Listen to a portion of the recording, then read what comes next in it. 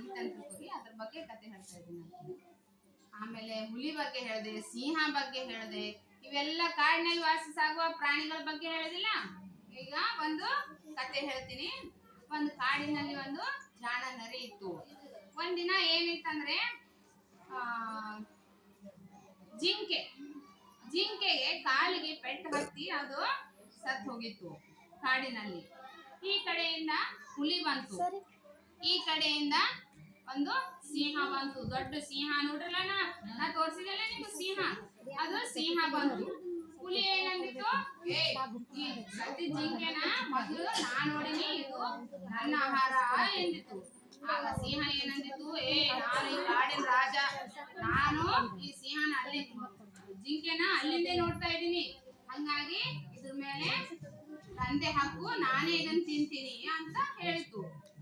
ದೂರ ನಿಂತ ನರಿ ಬಹಳ ಜಾಣ ನೋಡ್ರಿ, ಎಷ್ಟು ಇದು ಇರ್ತದ. ಅದು ಇಬ್ಬರು ಜಗಳ ನೋಡಕತ್ತ ನಿಂತು.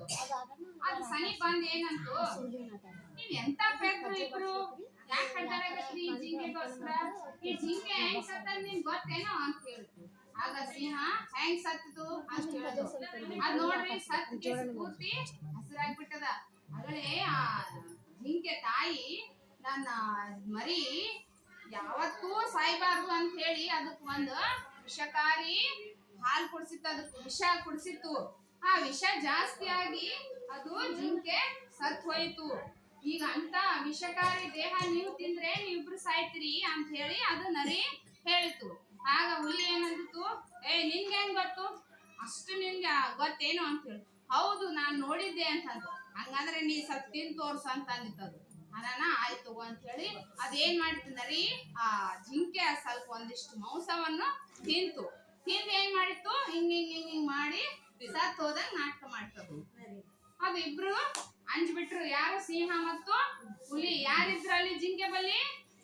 ಸಿಂಹ ಮತ್ತು ಹುಲಿ ಇದ್ರಲ್ಲ, ಅವರು ಇಬ್ರು ಅದನ್ನ ನೋಡಿ ನರಿ ಸತ್ ಹೋಯ್ತು, ಇದು ಎಲ್ಲಾ ವಿಷಕಾರಿ ದೇಹ ಅದ, ನಾವ್ ತಿನ್ಬಾರ್ದು, ನಾವ್ ತಿಂದ್ರೆ ನಾವು ಸಾಯ್ತೀವಿ ಅಂತ ಹೇಳಿ ಇಬ್ರು ಓಡೋಗ್ಬಿಟ್ರು. ಸ್ವಲ್ಪ ಹೊತ್ತಿಗೆ ಅದು ನರಿ ಹಿಂಗ್ ಕಣ್ಣು ಬಿಚ್ಕೇಸಿ ನೋಡಿ ಇಬ್ರು ಹೋಗಿದ್ದ ಅವ್ರಿಗೆ ಇದು ಖಾತ್ರಿ ಐತಿ ಇಬ್ರು ಹೋದ್ರ ಅಂತ ಹೇಳಿ ಎದ್ಕೇಸಿ ಏನ್ ಮಾಡ್ತದ್ದು, ಜಿಂಕೆಯ ದೇಹವನ್ನು